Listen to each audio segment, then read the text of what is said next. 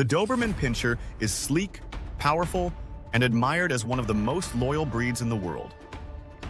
Yet even the proudest owners carry regrets they rarely dare to voice. Because behind the beauty and elegance lies a relentless demand, and those demands always come with a cost. Most people picture the Doberman as a perfect guardian, a dog that will guard their family, follow them everywhere, and protect without hesitation.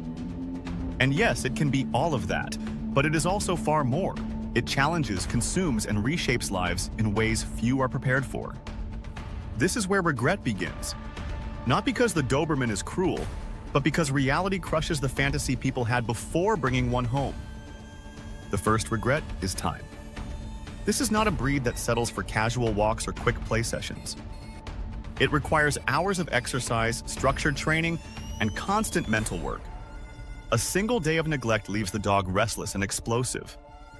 At first, owners are excited to keep up, but enthusiasm fades, and the never-ending demand begins to feel like a burden. The second regret is freedom lost. With a Doberman, every plan must revolve around the dog.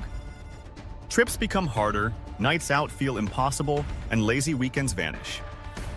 The breed does not wait quietly for your attention, it demands it. The third regret is fear of intensity. Owners love their dog, but deep down, they know how sharp and overwhelming its instincts can become. A lapse in leadership, even for a moment, and the Doberman steps forward without hesitation. That reality unsettles even people who thought they were ready. The fourth regret is the mirror effect. The Doberman doesn't just live with you, it exposes you. Every weakness, every hesitation, every failure to lead is reflected back. For many, that mirror is too harsh to face. The fifth regret is strain on relationships. Families argue about rules, partners clash over discipline, and children grow up under constant structure. The dog isn't to blame, but the weight of its demands puts pressure on everyone in the household. The sixth regret is losing control too late. By the time owners realize their mistakes, the Doberman has already taken charge. And once it has control, it doesn't hand it back. The balance in the home is gone, and the bond is forever changed. The seventh regret is guilt. Many Dobermans are surrendered to shelters, labeled dangerous or unmanageable. But the truth is brutal. The dog wasn't broken, the owners were. And the guilt of that failure follows them long after the dog is gone. These regrets rarely get spoken aloud, because to admit them is to admit weakness, and most people would rather hide behind silence. Instead, they post pictures of devotion and loyalty online. They present the highlight reel and bury the reality.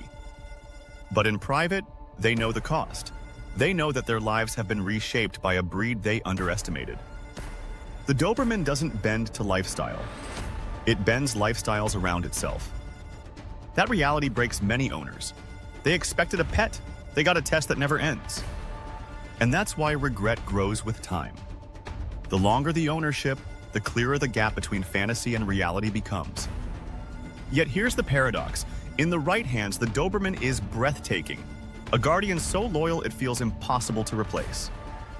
But in the wrong hands, it becomes overwhelming, a force that consumes comfort and exposes weakness. Every owner knows this, but only a few will ever admit it, because to admit regret is to admit they were never enough. And that truth is unbearable for most. So they stay silent, blaming the dog or hiding the weight of their mistakes. But the reality doesn't change. The Doberman doesn't forgive hesitation, doesn't wait for excuses, and doesn't allow weakness to survive. It demands strength, and when strength isn't there, it takes everything instead. This is the brutal truth of ownership. Extraordinary for the extraordinary few, but devastating for the many who underestimate it. So what every Doberman owner regrets but won't admit is simple. They thought they were ready, but they weren't. And by the time they realized it, it was already too late.